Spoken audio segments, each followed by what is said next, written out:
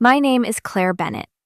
I was 36 the afternoon my grandmother led me into an old linen room at the Sea Glass Inn and told me not to come out until my sister had finished trying to take it from her. I had driven to Blackwater Cove without calling first, which was unusual because Evelyn Bennett liked notice. She was not formal with family, but she liked knowing how many biscuits to put in the oven and whether someone planned to stay overnight. Even at 81, she ran the inn through routines she had built over 4 decades, and arriving unannounced usually earned you a look that made you feel 12 years old. That Tuesday, one of her suppliers had called me at work. Martin Vale had delivered towels and bed linens to the inn since I was in college. He was not dramatic, and he did not involve himself in family disagreements.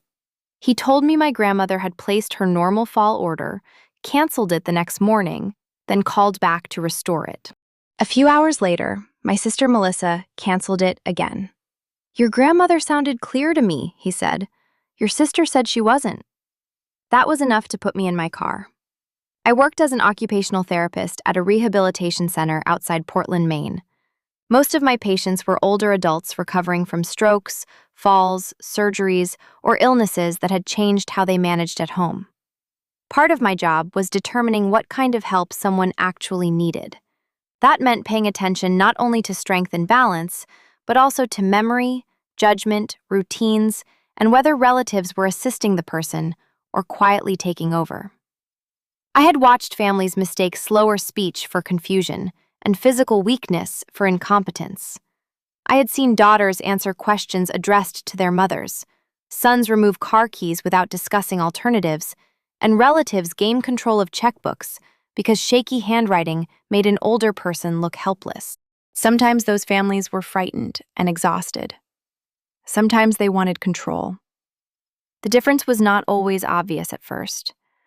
I drove north beneath a low, gray sky while the Atlantic appeared between stretches of pine, dark and rough under the October wind. By the time I reached Blackwater Cove, a cold rain had started. The Sea Glass Inn stood above the harbor, 3 stories of weathered cedar shingles, white trim, and deep green shutters. My grandparents had bought it in 1984, when it was still a decaying boarding house with a leaking roof, 6 broken windows, and raccoons living in the attic. My grandfather repaired the structure. My grandmother built the business.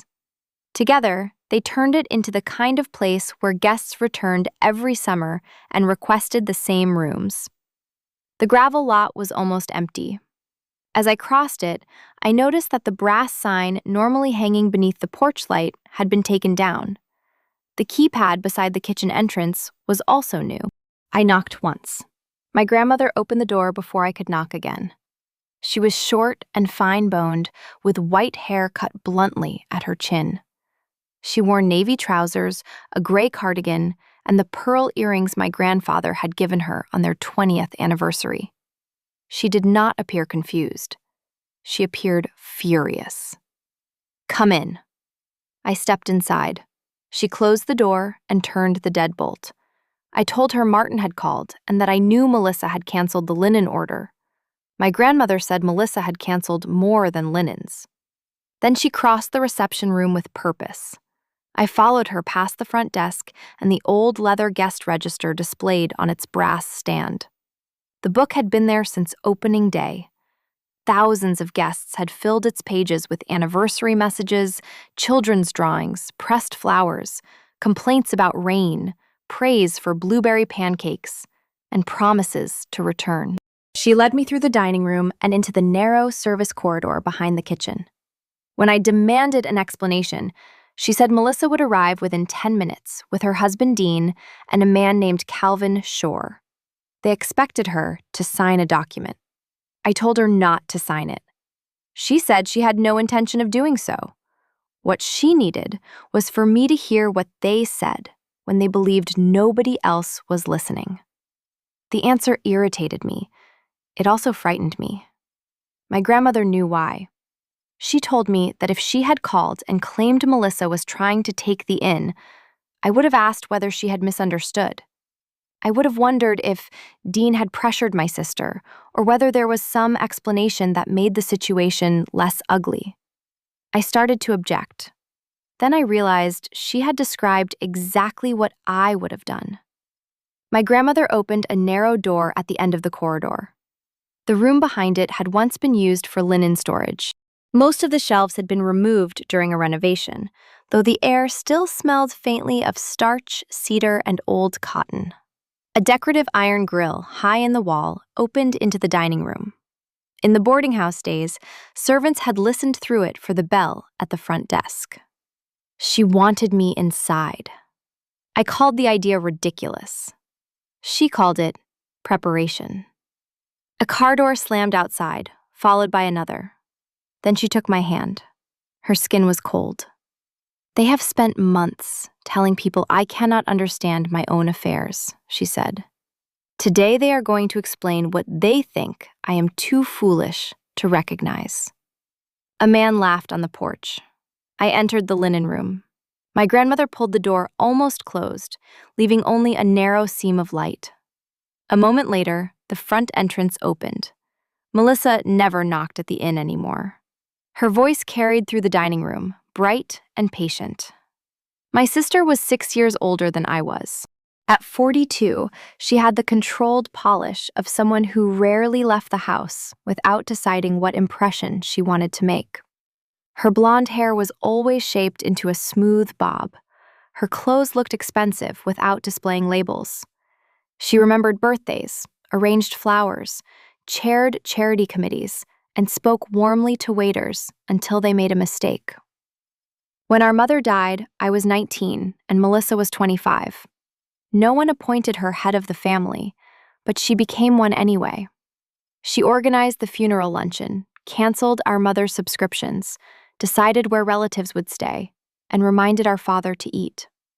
Later, she took over holidays, appointments, anniversaries, and any conversation she believed might become uncomfortable if left unmanaged. For years, I confused competence with authority. I treated her certainty as proof that she was right, and I came to believe that avoiding conflict with Melissa was the same as protecting what remained of our family. After my grandmother slipped on ice the previous winter, Melissa had also taken on a formal role at the inn. Evelyn had appointed her temporary administrative coordinator for 6 months. Melissa was supposed to help with digital bookings, suppliers, staff schedules, emergency contacts, and limited account administration. She had access to the electronic door system and could speak to vendors on the inn's behalf. The arrangement made sense at first. It also explained why she could cancel orders, change access codes, and issue instructions to staff without technically owning anything. What nobody understood was how thoroughly she had converted temporary access into permanent control. Melissa entered the dining room with Dean, whose heavier step I knew from Christmas dinners. He had married her 12 years earlier and spent most of that time launching businesses that sounded profitable when he described them. Vacation rentals, furnished executive apartments, property management, a platform meant to connect second home owners with corporate clients. Each venture arrived with a new website, new stationery, and a new reason he needed temporary help. The third person placed a leather folio on the table. His name was Calvin Shore. He described himself as a consultant who helped families make responsible decisions about difficult properties. My grandmother changed the moment they entered. The firmness disappeared from her voice. She spoke more slowly, repeated a question, and acted as though she could not remember whether she had met Calvin before. Melissa corrected her gently. Calvin began explaining that the inn had become a financial burden. Maintenance costs were rising. Seasonal hospitality was unpredictable. A controlled transition, he said, would protect her from future risk. My grandmother asked if anyone wanted tea. Nobody answered. Melissa described the document as an agreement that would allow Calvin to explore options. She said nothing would happen until the family discussed it. My grandmother asked who she meant by family. Melissa avoided answering directly.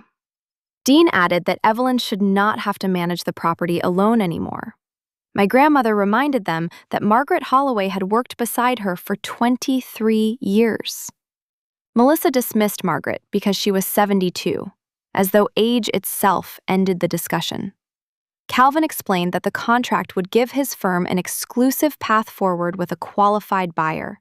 There would be no competing offers, no confusion, and no delay.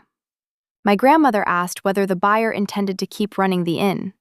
Dean answered before anyone could stop him. They'll clear the site before winter if everything stays on schedule.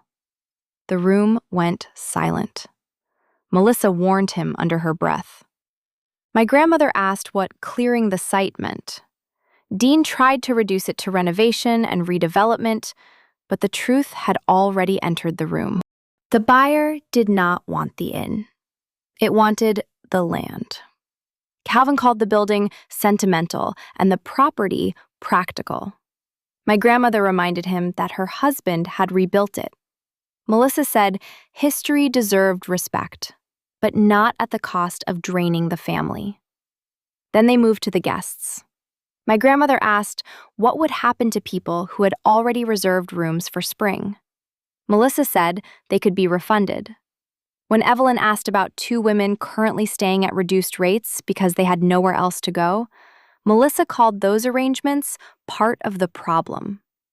That was the moment concern slipped and contempt showed.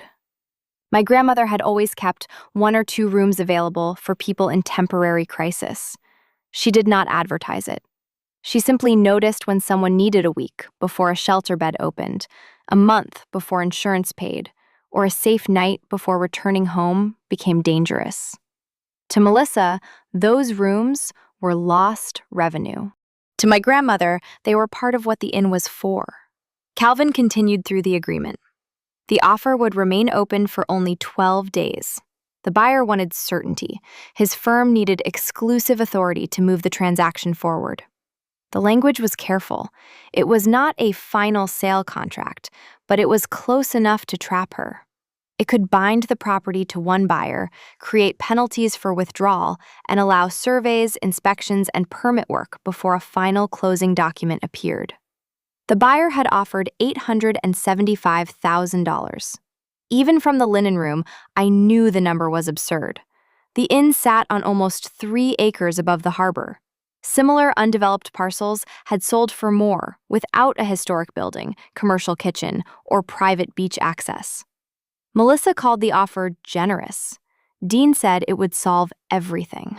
When my grandmother asked what everything meant, Melissa shifted to the cost of future care, repairs, taxes, and the need to avoid an emergency later.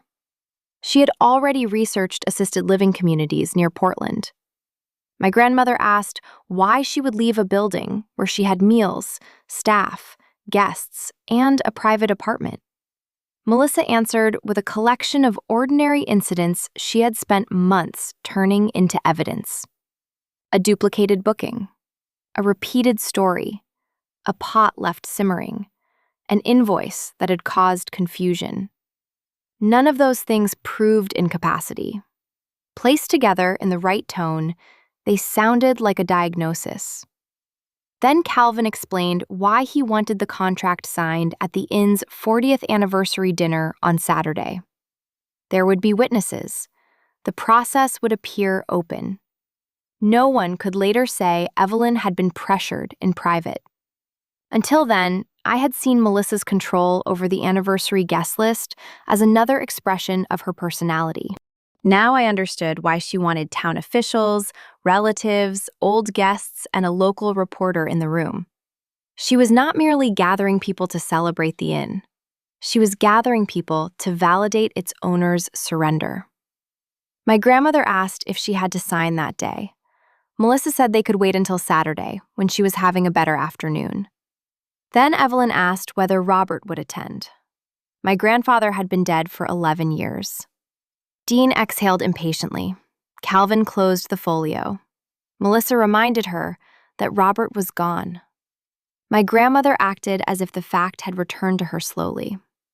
That was when Melissa lowered her voice, and said the sentence I would remember long after the price, the contract, and the room itself blurred together.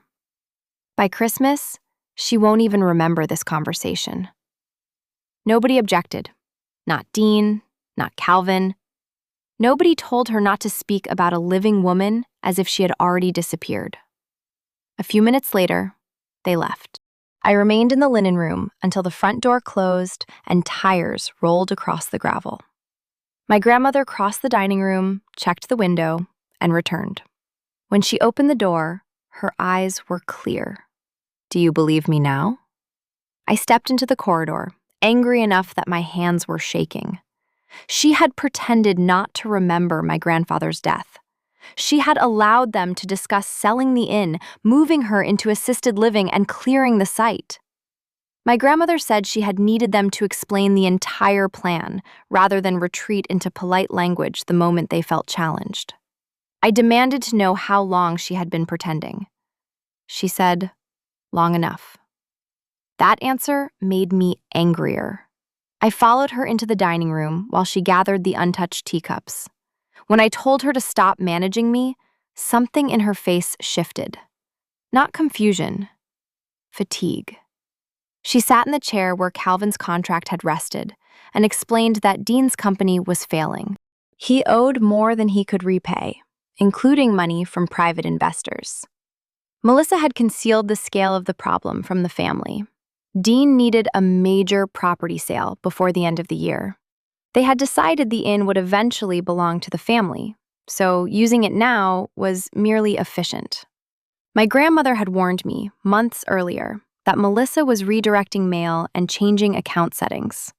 I had advised her not to assume the worst until we spoke with my sister. "You always say we should ask Melissa," she said. "Then Melissa tells you what happened, and you decide that is what happened." I called the accusation unfair. She called it precise. I remembered every time Melissa had supplied the official version of a family event, and I had accepted it, because questioning her would have created a larger conflict. My grandmother unlocked a drawer beneath the guest register and removed a thick envelope. Inside was an earlier draft of Calvin's agreement. The document named Shore Coastal Advisory as the exclusive representative for a proposed sale to Harrow Point Development. The exclusivity period lasted 90 days. Withdrawing without cause could trigger a fee equal to 6% of the purchase price. The buyer received immediate access for inspections, surveys, and permit work. Evelyn would be prohibited from negotiating with anyone else. It was not the final sale, but it could make backing out expensive enough to force one. My grandmother had found the draft in the office printer. Under it was a stack of bank records. Over the previous 3 months, a series of transfers had left the inn's guest deposit account. $400, $900, $2,100, $650. The amounts were spaced apart and labeled as management expenses. Together, they totaled $14,680. The money had gone to BMC Services, a company Dean controlled. Melissa had gained administrative access because of the temporary coordination role my grandmother had given her after the fall. She was authorized to manage reservations, vendors, refunds, and emergency tasks. In June, she brought Evelyn a form that supposedly created a backup payment account in case she was hospitalized. My grandmother signed limited authority. The bank processed it more broadly. When Evelyn noticed the missing deposits and questioned the transfers, Melissa began telling people she was becoming suspicious and confused. The pattern was simple. They gained access to the money. When the owner objected, they treated the objection as proof she could no longer manage it. I wanted to call the police immediately. My grandmother explained why that would not solve the problem quickly. Melissa would call the payments operating expenses. Dean would produce invoices. Calvin would claim he believed Evelyn wanted to sell. Every question would be answered with the same phrase. She has good days and bad days. A criminal complaint might take weeks or months. The signing was 4 days away. I asked what she needed from me. My grandmother studied me before answering. I need to know whether you are prepared to help, or whether you will spend the next week trying to reconcile everyone. I reminded her that she had hidden me in a closet. She reminded me that she had been right about why it was necessary. Then she said she was not asking me to hate my sister. She was asking me to stop helping Melissa do this to her. That was the first moment I saw the decision clearly. It was not a choice between my grandmother and my sister. It was a choice between what was happening and the softer story I had used to avoid naming it. I still wanted to believe Dean was responsible. He was vain, financially reckless, and always looking for stable ground that belonged to someone else. It would have been easier to imagine him pressing Melissa until she crossed a line she would never have crossed alone. I wanted Calvin to have misrepresented the agreement. I wanted the missing deposits to be an accounting problem. Most of all, I wanted an explanation for why my sister could sit at our grandmother's table and calculate how little she would remember by Christmas. Wanting an explanation did not create one. My grandmother needed 3 things. First, an independent assessment proving that she understood her own financial and property decisions. Second, documentation of the transfers and the exact agreement. Third, enough preparation to stop the public signing without allowing Melissa to replace the truth with another family story.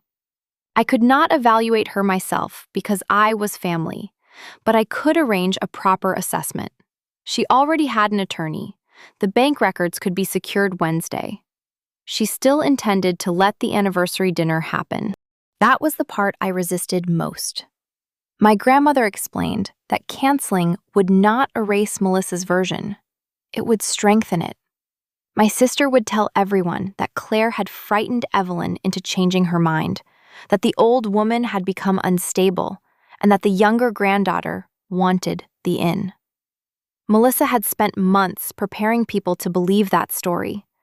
My grandmother wanted her to explain the agreement in the same room where she intended to use witnesses.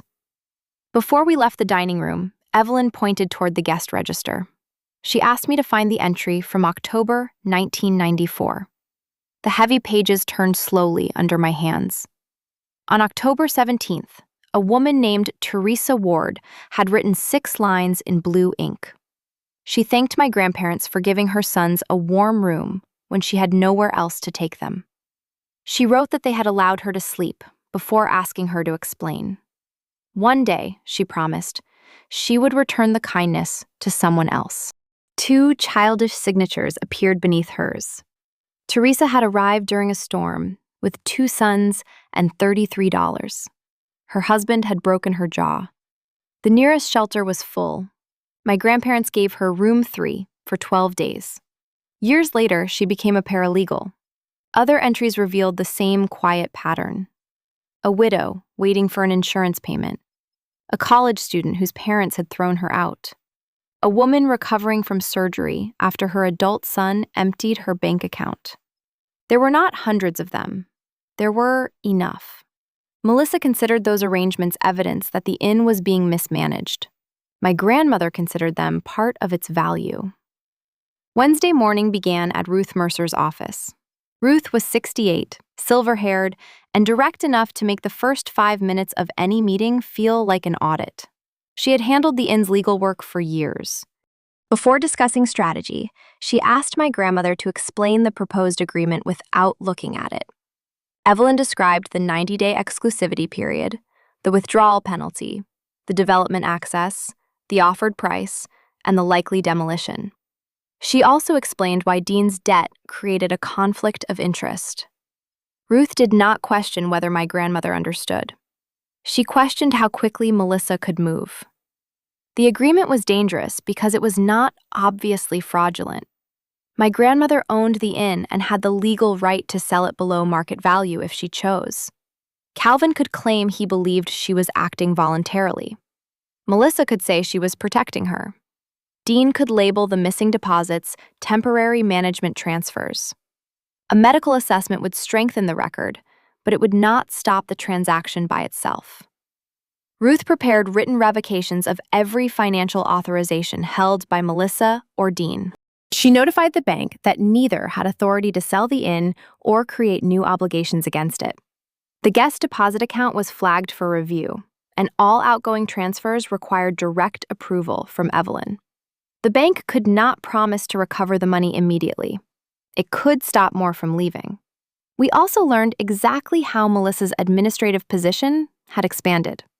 The temporary role my grandmother gave her included access to vendor systems, staff scheduling software, reservation platforms, and digital door codes. It did not include ownership authority, but it allowed Melissa to make herself appear indispensable. For months, she had gradually changed the structure around Evelyn. Supplier calls came through her. Some staff questions went to her first. Bank notices were copied to her email. The new keypad system listed her as administrator because she had arranged its installation. Nothing looked alarming by itself. Together, it gave her control over the flow of information. Ruth told my grandmother to revoke that access immediately. Evelyn decided to wait until Saturday morning. She wanted Melissa to believe her plan remained secure long enough to bring the contract into the open. That choice carried risk, but it was hers. After the legal meeting, we went to the bank. My grandmother requested 6 months of statements, restored her home address as the primary mailing address, and disputed every transfer to BMC Services. The branch manager was uncomfortable. Melissa's paperwork looked proper on the surface. She had been listed as administrative coordinator, and the transfer account had been created using a notarized form. Nothing about the process had required anyone to ask why an inn's guest deposits were being transferred to the coordinator's husband. The bank agreed to freeze new movement and begin a formal review. That afternoon, Ruth requested the archived deed records for the inn. My grandparents had received a preservation grant during the original restoration, and my grandmother remembered that the grant involved restrictions. She did not remember every clause. Remembering that she did not remember every clause was by itself a sign of sound judgment. Melissa called me before dinner. Her voice was warm enough to make me cautious before she finished saying hello. She said she had heard I visited our grandmother and worried that I was encouraging her suspicions. The conversation lasted 12 minutes. Most of it consisted of Melissa explaining that Evelyn had become inconsistent, easily influenced, and frightened by ordinary bills. She said Dean had been helping without compensation. She said the inn was losing money. She said Margaret encouraged our grandmother's stubbornness. The old version of me would have rushed to reassure her that I was not taking sides. Instead, I asked what Evelyn was expected to sign Saturday. Melissa called it an agreement to consider options. She refused to explain the price, the buyer's plans, or Calvin's authority. When I asked about the transfers to BMC Services, the warmth disappeared. She did not deny them. She wanted to know what records our grandmother had shown me. That told me more than any denial could have. Thursday's assessment lasted almost 3 hours. Dr. Helen Sato was a geriatric neuropsychologist I knew through work. I disclosed my relationship to my grandmother and requested the same comprehensive evaluation she would perform for any private client. Dr. Sato interviewed Evelyn alone. She tested memory, attention, language, reasoning, judgment, problem-solving, and understanding of risk. Then she reviewed the proposed agreement. My grandmother identified the offered price, cancellation fee, exclusivity period, and consequences of allowing the buyer access. She compared the offer with recent property sales from memory, explained why Dean's debt created a conflict of interest, and described the difference between operating funds and refundable guest deposits. When Dr. Sato asked what would happen if she signed, Evelyn answered in one sentence. Melissa and Dean gain time, Calvin gains a commission, the developer gains my land, and I gain a room where nobody knows how I take my tea. Afterward, Dr. Sato concluded that my grandmother showed mild age-related slowing, but no impairment that prevented her from managing her affairs or understanding the transaction. The report also documented significant family pressure. On the drive home, my grandmother predicted that Melissa would claim I had coached her. I asked what evidence would satisfy my sister. "Nothing," Evelyn said. "We are not building this to satisfy Melissa." For most of my life, I had measured a successful family decision by whether Melissa eventually accepted it. That gave her veto power, even when the decision was not hers. We were not trying to persuade her. We were trying to prevent her from controlling what everyone else believed. The deed records arrived Friday morning. The Seaglass Inn had received a preservation grant in 1985. In exchange, my grandparents recorded a covenant attached to the property. The exterior structure and several original interior features could not be demolished without approval from the Blackwater Historical Commission. If the building stopped operating as an inn, the town held a right of first refusal at an independently appraised price. Harrow Point Development could not simply buy the property cheaply and clear the site.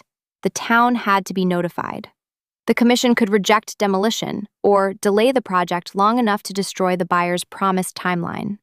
Calvin's agreement did not mention the covenant.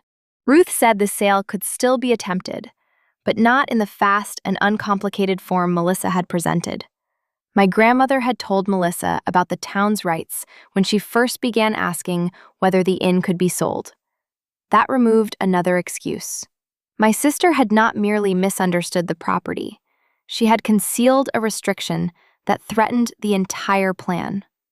Friday afternoon, I drove to Melissa's house. I did not tell Ruth or my grandmother because part of me still wanted one private conversation before the conflict became public.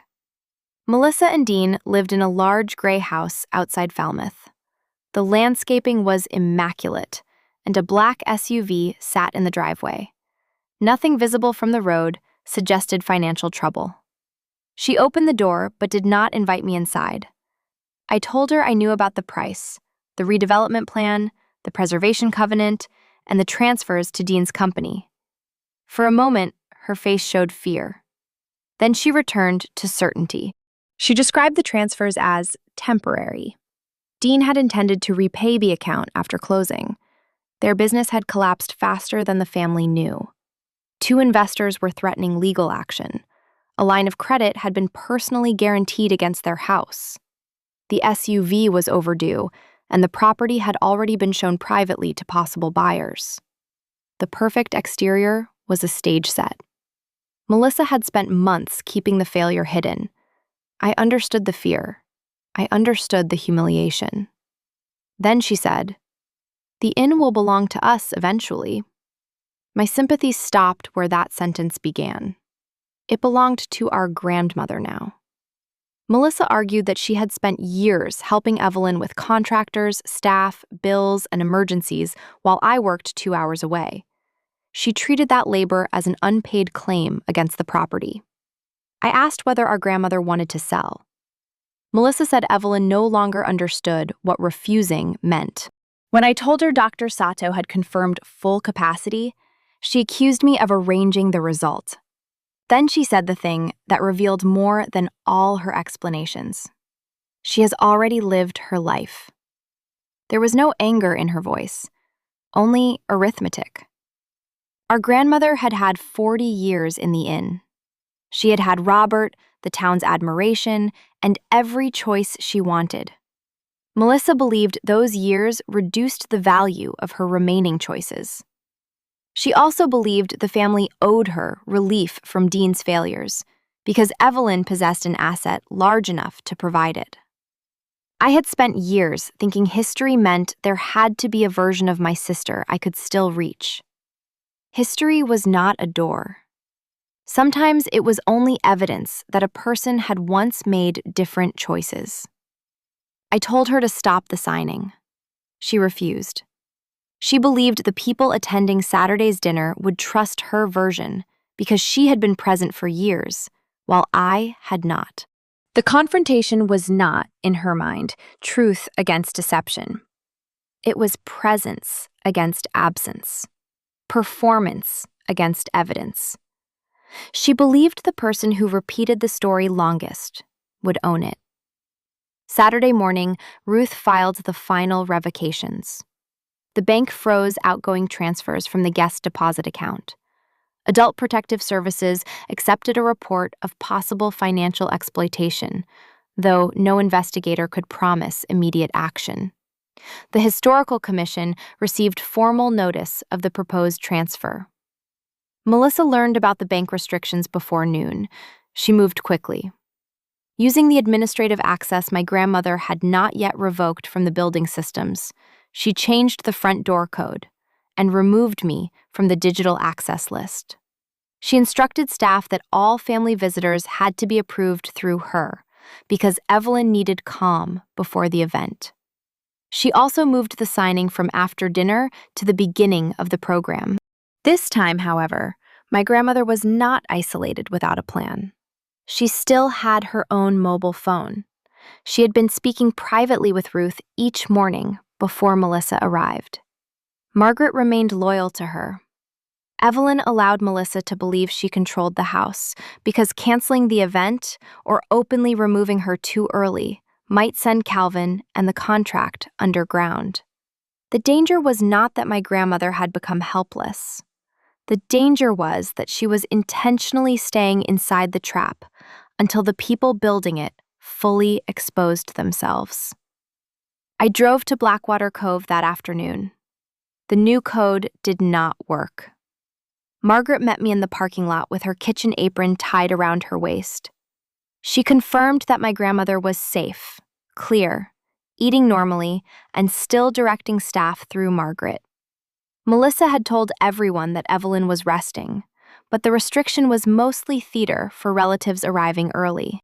Dean appeared on the back porch and told me I was not welcome. I considered forcing the issue. Then an upstairs curtain shifted. My grandmother stood behind the glass. She raised one hand, stopping me, then pointed toward the reception room. Margaret understood. The guest register. She opened the trunk of her car. The old leather volume was wrapped in a wool blanket. My grandmother had sent one instruction. Bring the book. Let them bring the contract. There was no 2-day silence and no helpless captivity. There were only several hours in which we had to trust that each part of the plan remained in place. Ruth contacted Thomas Avery, chair of the Historical Commission, and arranged for him to attend from the beginning. The town's recorded interest gave him a legitimate reason to question any proposed transfer. Margaret restored my access by listing me as temporary event staff rather than family. Dr. Sato provided a notarized copy of her report and agreed to remain available by phone. Teresa Ward, whose entry I had found in the 1994 register, was still alive and living in Bangor. When I called, she remembered my grandmother immediately. Teresa told me she had repaid Evelyn years later by helping another woman with children find a safe place through the legal aid office where she worked. She agreed to attend the dinner. So did another former guest named Nadine Bell, who had stayed at the inn after her adult son emptied her savings and left her facing eviction. Ruth warned me not to bury the central issue beneath too much evidence. We needed 4 clear facts. Evelyn understood the decision. The agreement was not what Melissa claimed. The proposed sale ignored recorded restrictions. Money had already moved to Dean's company. Everything else supported those facts. That afternoon, before returning to the inn, I laid the documents across my kitchen table. Dr. Sato's report, the bank records, the exclusive agreement, the preservation covenant, and the guest register. In my work, I often helped frightened patients complete difficult tasks by breaking them into manageable steps. Sit before standing. Put the walker within reach. Remove the loose rug. Label the medication. I approached the evening the same way. I did not have to win every argument Melissa and I had ever had. I did not need the whole family to admit they had believed her too easily. I did not need to prove that I had always been a good granddaughter. I needed to prevent one signature. By 5 that evening, the Sea Glass Inn looked exactly as it had during important occasions when I was a child. Lanterns glowed along the porch. White tablecloths covered the dining tables. Bowls of beach roses stood beside silver candlesticks, and the smell of roast chicken, onions, and thyme filled the first floor. Nearly 60 people attended: former guests, neighbors, relatives, town officials, business owners, the pastor from my grandmother's church, and a reporter from the Blackwater Chronicle. Melissa had selected an audience whose approval carried weight, and whose members would repeat whatever they believed they had witnessed. She stood near the reception desk, wearing a dark green dress and our mother's silver brooch. She wore the brooch only when she wanted to appear connected to the women who came before us. Dean remained near the fireplace, greeting guests while watching the door. Calvin waited beside the dining room entrance with his leather folio. My grandmother sat in a wingback chair near the windows, with a blanket over her knees. She smiled vaguely when people spoke to her, and asked one neighbor whether his wife was coming, though the woman had been dead for 4 years. The neighbor looked stricken. Melissa touched his arm and whispered something sympathetic.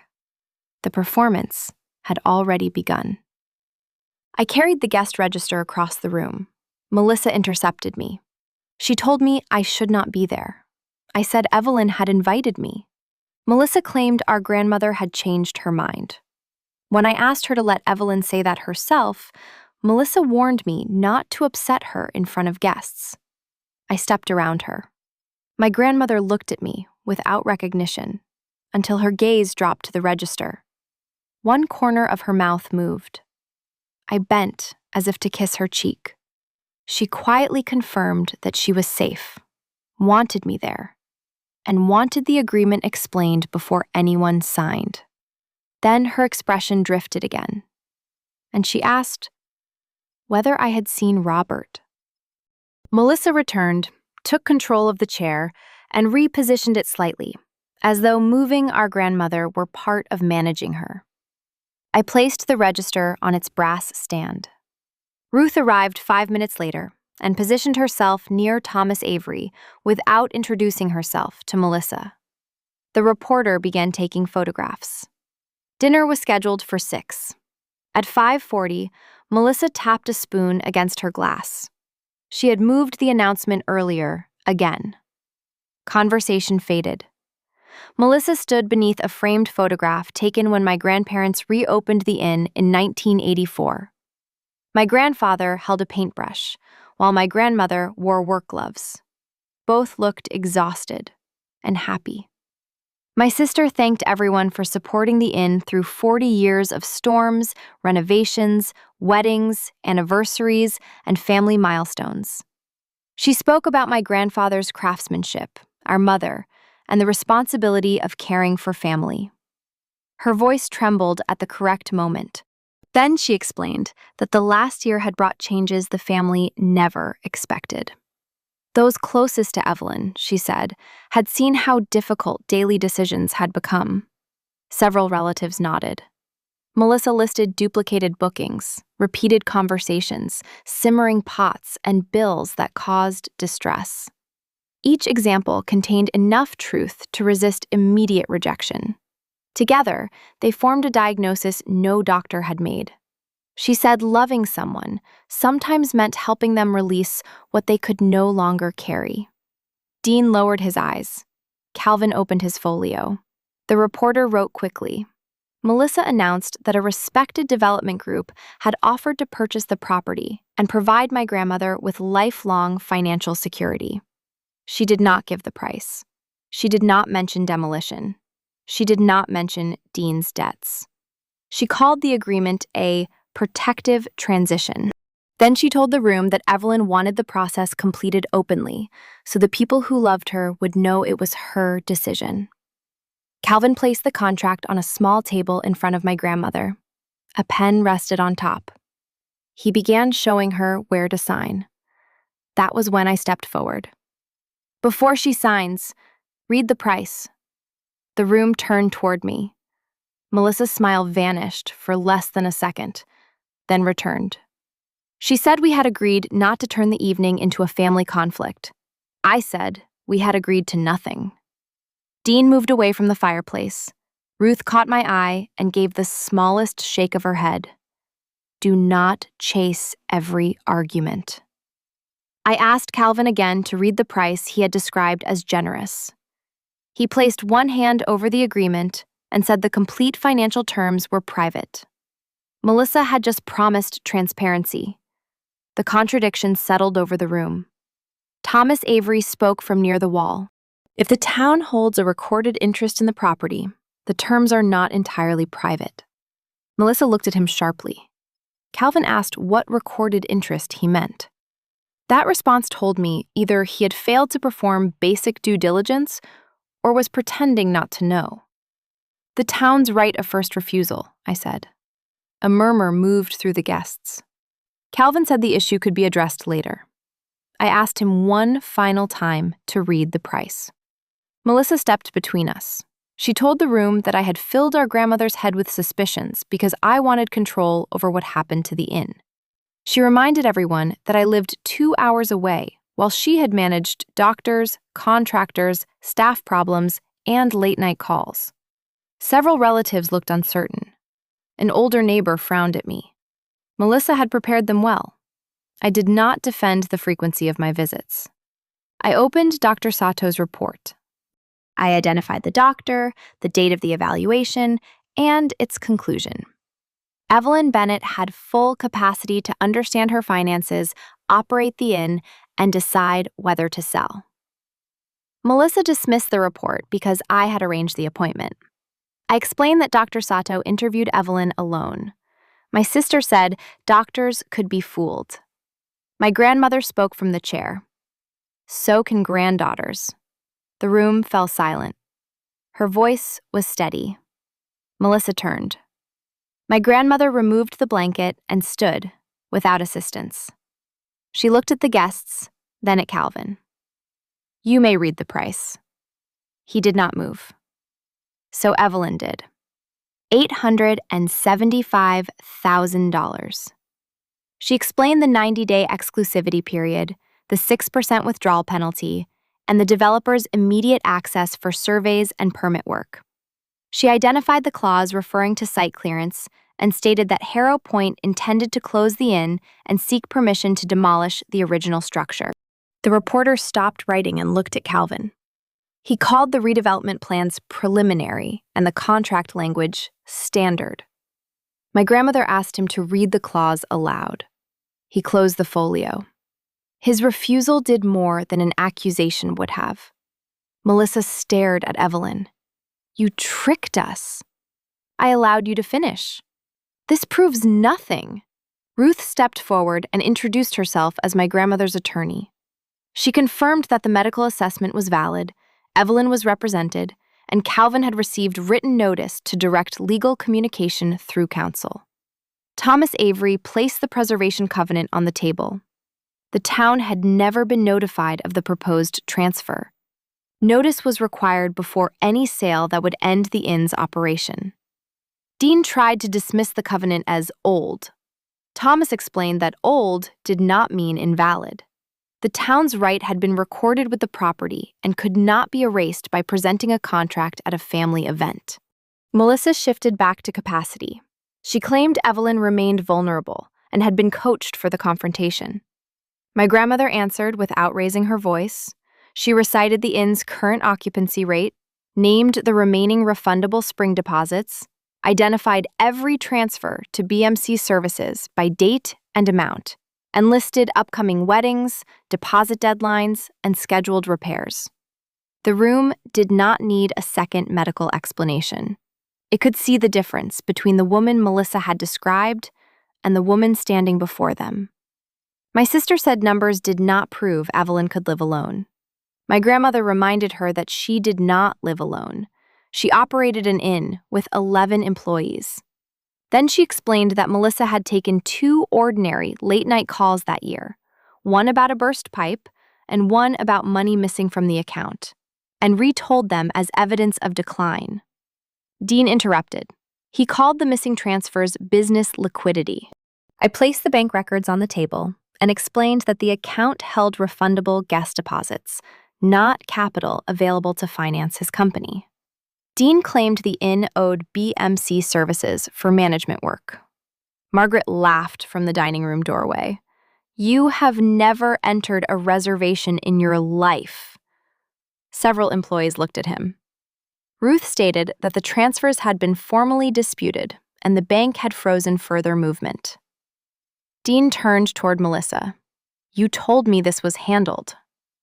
That sentence exposed the coordination between them more effectively than anything in the folder. Melissa told him to be quiet. He demanded to know why the town's rights had not been cleared. Calvin said the family had provided incomplete information.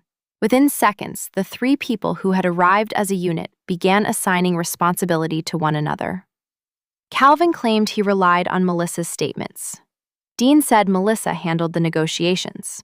Melissa said Dean created the financial urgency. My grandmother remained beside her chair, looking tired rather than triumphant. Melissa faced her. She accused Evelyn of knowing that she and Dean were about to lose their house and doing nothing. My grandmother reminded her that she had offered to pay for independent financial counseling. Melissa said they needed money, not counseling. "You needed my property," Evelyn said. "You have more than you can use. That does not make it yours. I am your granddaughter. So is Claire." Melissa pointed toward me and accused me of arriving at the last minute to become the calm hero while she had done the difficult work for years. My grandmother answered before I could. "Claire spent half her life making herself smaller so you would remain comfortable. Do not call that selfishness." Melissa's eyes filled. The tears were real now, which made the moment more painful, not less. She began listing everything she had done after our mother died. Appointments, holidays, hospital visits, contractors, bills, and years of driving to Blackwater Cove. Much of it was true. She had helped. She had carried burdens. She had also turned that history into a claim of authority over everyone she assisted. "I was the one who stayed," she said. "I did what had to be done." My grandmother nodded. "You did." Melissa stopped, perhaps expecting denial. "You helped me many times," Evelyn continued. "You also told people I was incompetent when I questioned your husband's access to my account. Both statements are true." Melissa accused her of making everything sound monstrous. My grandmother said she was describing what happened. Then Melissa said Evelyn cared more about the building than her own family. My grandmother walked to the guest register and rested one hand on its worn cover. She said the building had sheltered their family. It had also sheltered people who had none. Then she called Teresa forward. Teresa explained that she had arrived 32 years earlier with 2 sons and a broken jaw.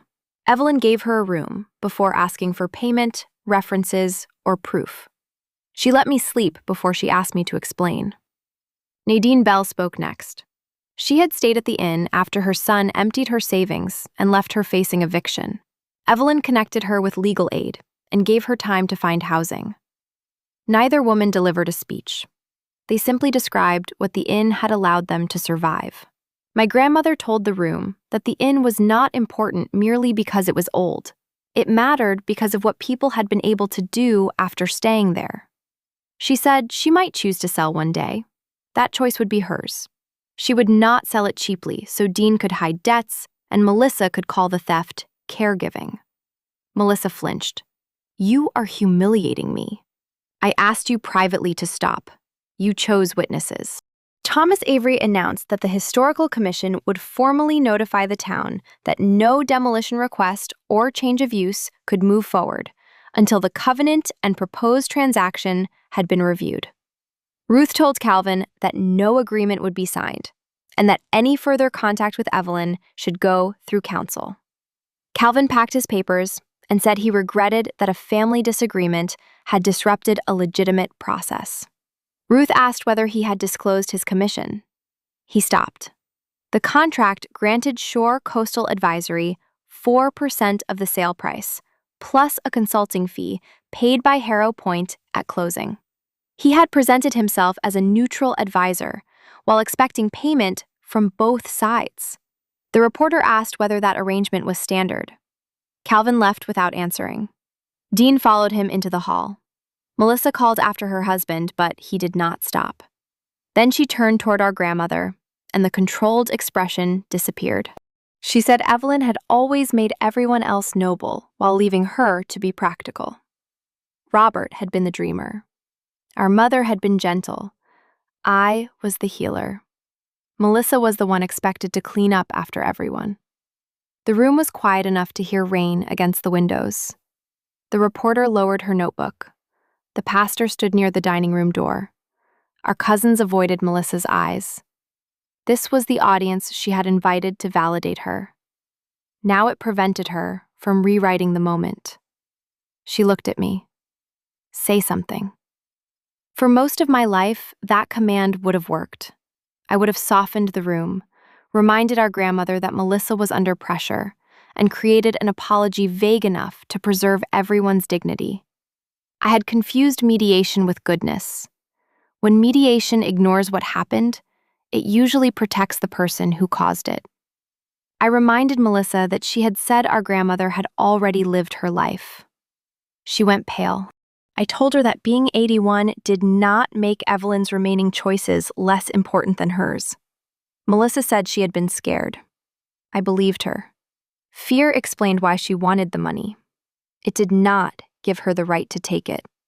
Her face collapsed. I wanted to cross the room and hold her. The impulse came before thought.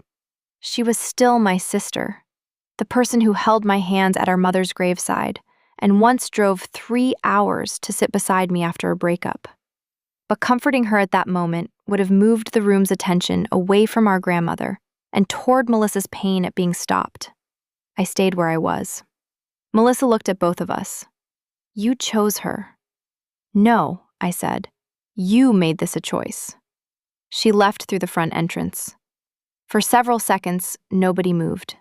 Then my grandmother looked toward the dining tables and asked whether the chicken was ruined. Margaret wiped her eyes with the back of her wrist. It's already dry. I told you to lower the oven. You are pretending to be confused in the sitting room. That does not justify overcooking poultry. Someone laughed. Then another person did. The room slowly began to breathe again. Dinner went forward, though no one pretended the evening was ordinary.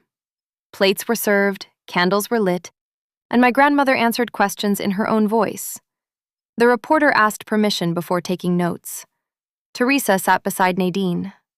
Thomas Avery spoke with Ruth about the covenant.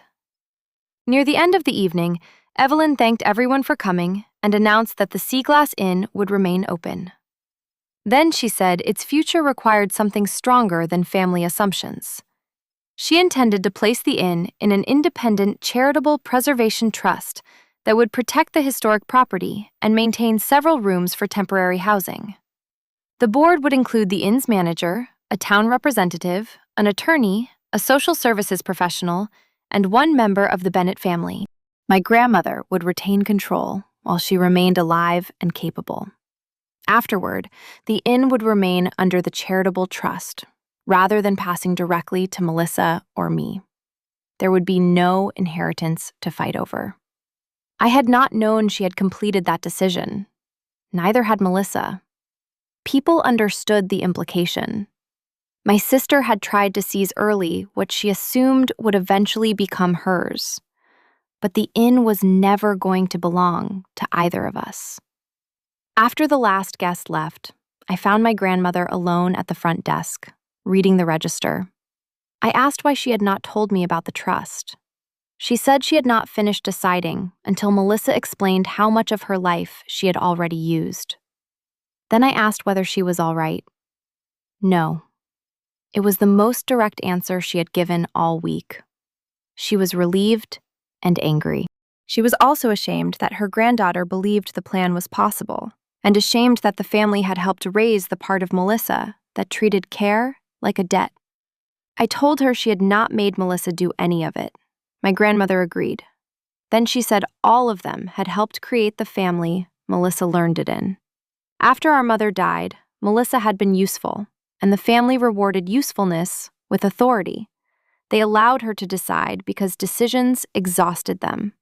Later, they complained when she came to believe deciding was her right. Understanding that did not excuse her. My grandmother never treated understanding as absolution. The bank investigation lasted 7 weeks. Of the $14,680 transferred to BMC services, $11,200 was recovered directly. The rest had already been paid to vendors connected with Dean's business. Ruth negotiated repayment terms rather than forcing an immediate criminal case, because my grandmother wanted the guest deposits restored without spending years in litigation. Adult Protective Services documented concerns consistent with attempted financial exploitation and coercive pressure surrounding the proposed agreement. The report did not send anyone to prison, but it created a formal record that could support further civil or criminal review. Calvin Shore was reported to the State Real Estate Commission. He had presented himself as a neutral advisor while expecting payment from both sides, failed to disclose material property restrictions, and relied on unverified claims about my grandmother's mental state. Harrow Point Development withdrew and issued a statement saying it had not known about the family dispute or the full property restrictions. Dean's investors sued him. He and Melissa sold their house the following spring. Their marriage ended before summer. I did not take pleasure in that. Consequences may be deserved without being satisfying to watch. For almost 4 months, Melissa contacted neither me nor our grandmother. Then she sent a 12-page letter. She described Dean's lies, their debt, the pressure she had felt, the years she spent helping the family, and the terror of losing her home. She wrote that she never intended to hurt our grandmother, that Calvin had assured her the agreement could be reversed, and that I humiliated her publicly instead of speaking with her in private. I read it twice and drove it to Blackwater Cove. My grandmother read the letter at the same dining table where the contract had been placed. When she finished, she took a red pen from the drawer and wrote one sentence on the first page. Explanation is not acknowledgement. Then she mailed it back. There was no reconciliation that year. People prefer endings in which exposure produces immediate repentance. Evidence appears, the guilty person finally understands, apologizes, and becomes safer before the story ends. Families rarely change that quickly. Melissa still needed to explain herself. A real apology would have required her to describe what she did without making her own fear the central injury. She was not ready. My grandmother did not chase her. Neither did I. Establishing the Charitable Preservation Trust took almost a year. Ruth handled the legal structure. Thomas Avery coordinated the preservation requirements. Margaret joined the board. A housing advocate from Portland created a referral process so the inn could offer temporary rooms without pretending to be a shelter it was not equipped to operate. My grandmother asked me to serve as the family representative. When I asked why, she said I had finally learned that helping someone did not mean taking over. I was not sure I had fully learned it, but I accepted. The Sea Glass Inn reserved 3 rooms each year for women in transition. Some stayed 2 nights, others stayed several weeks. The trust also created a paid training position for women returning to hospitality work after long absences from employment. The first trainee was Angela Ruiz.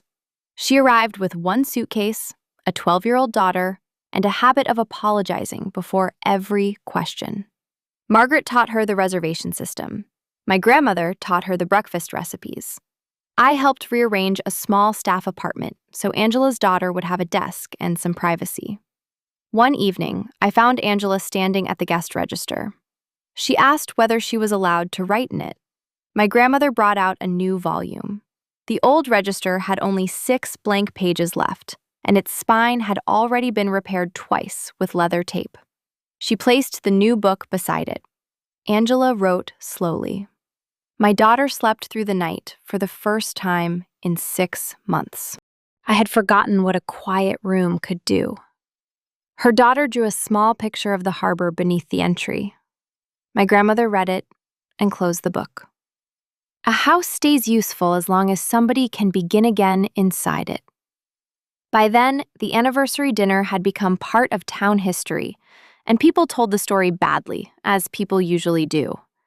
Some said my grandmother tricked a developer. Others said Melissa tried to have her declared incompetent. A few claimed I arrived with a lawyer seconds before the pen touched the paper. The truth was less dramatic and more useful. No single document saved the inn. My grandmother protected it by trusting her judgment. Ruth created legal barriers. Dr. Sato stated clearly what age had not taken away.